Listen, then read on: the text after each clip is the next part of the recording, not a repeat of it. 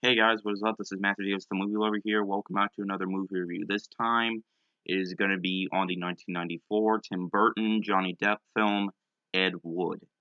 Now, this is based off the true story of a director named Edward D. Wood Jr. And he made a lot of movies back then from like the 50s and stuff like that. Let me name some. He directed Glenn or Glenda, Bride of the Monster, Jailbait, and his most infamous Plan 9 from Outer Space.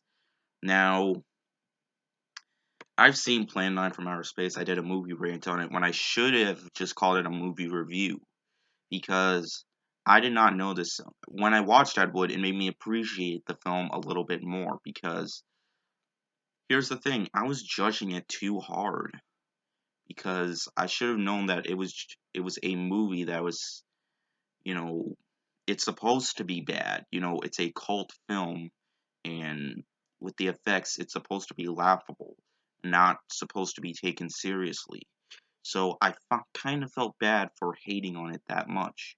I should have accepted it for what it was, a funny, bad movie.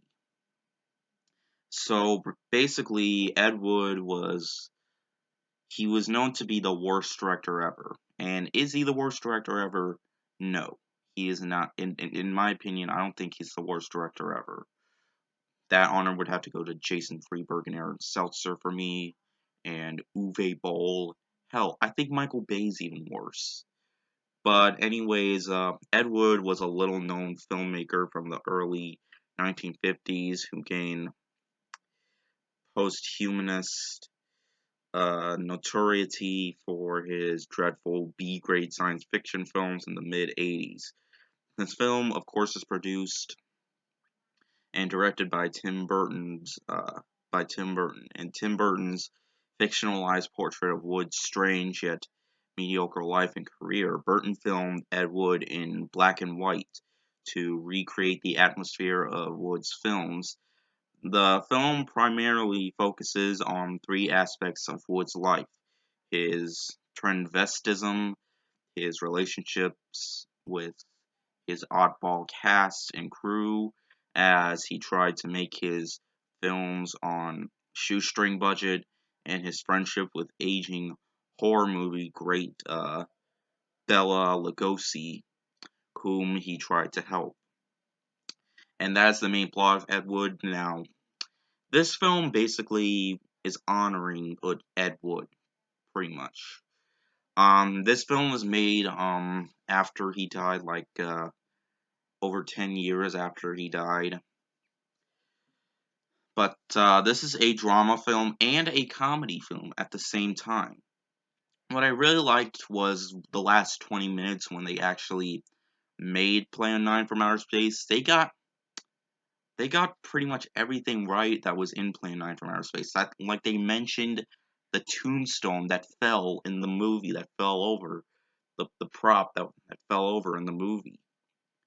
I was like, wow, they knew everything about Ed Wood, didn't they? And they did.